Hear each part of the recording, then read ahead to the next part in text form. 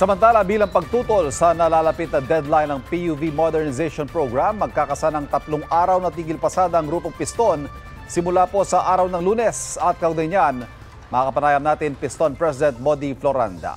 Mody, magandang umaga po. Magandang umaga po, Sir Ivan, at siyempre sa ating mga taga-subaybay, magandang umaga po. Mody, tuloy na ho ba ang tigil pasada at ilang miyembro ninyo ang nagkumpirmang sasama?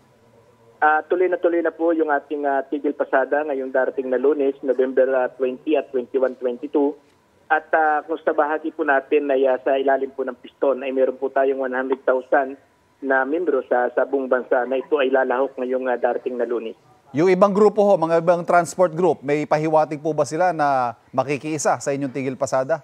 Yung pong mga local association nila ay nagpaabot naman sa atin na makikiisa ngayong darating po na Lunes. At siyempre sa atin po ay sinisikap natin na makausap pa rin yung iba't ibang mga federation na para magkaisa laban nga dito sa deadline ng December. Opo. Mody, pakipaliwanag po sa mga manonood, bakit po kayo tutol sa PUV Modernization Program sa kabila po ng matagal ng pag-uusap, dialogo rito? Una, Sir Ivan, ay tayo ay hindi tutol doon sa usapin po ng modernization. Okay. Dahil sapagkat kung titingnan po natin ay wala pa mang programa ang gobyerno, tayo po ay tuloy-tuloy na nagre-rehabilitation. Almost 78 years na tayo nagpatuloy na nagpapaganda ng ating public transport. Kaya't nagulat tayo na bakit dito sa balangkas ng modernization na itinutulak ng gobyerno ay bakit kailangan natin bumili ng ubod ng mga mamamahal na mga minibus na inilalako nila dito sa ating bansa. Higit isang buwan na lamang po bago ang deadline. Meron na ho ba sa mga miyembro ninyo ang consolidate na o bumuo ng kooperatiba?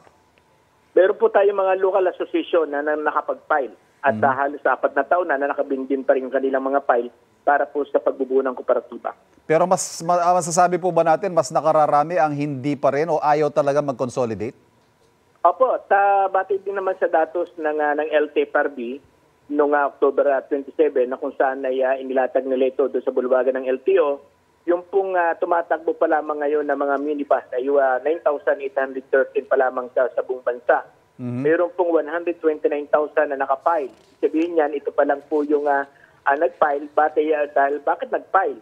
Dahil doon sa pananakot ng LTFRB na kapag hindi kami nag-comply, ay hindi na kami papayagan makapag-renew at makapag-rehistro ng aming mga prangkisa. Kaya naobliga sila na mag-file ng consolidation.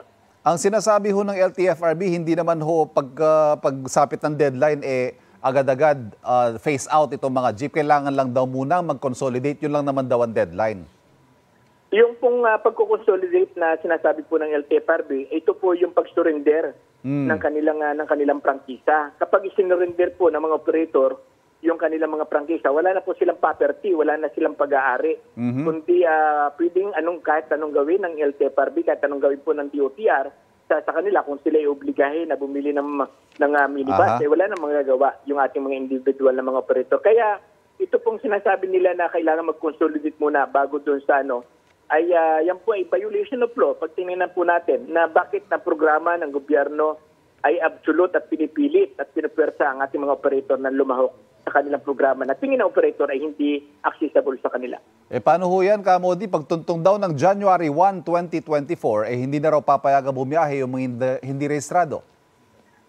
Tayo naman ay tuloy-tuloy tayong kikilos at tuloy-tuloy po nating pagtatanggol yung ating kabuhayan, yung ating karapatan. At tandaan po natin, ito pong modernization ay hindi po ito batas. Ito po ay isang executive order lamang ng DOTR at ng LTFRB.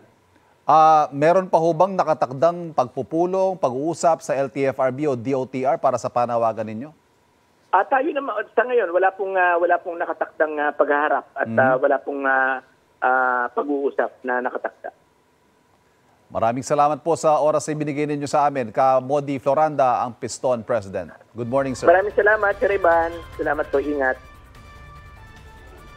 Mga kapuso, para laging una sa mga balita, bisitahin at mag-subscribe sa GMA Integrated News sa YouTube. Sa mga kapuso abroad, samahan nyo kami sa GMA Pinoy TV at sa www.gmanews.tv.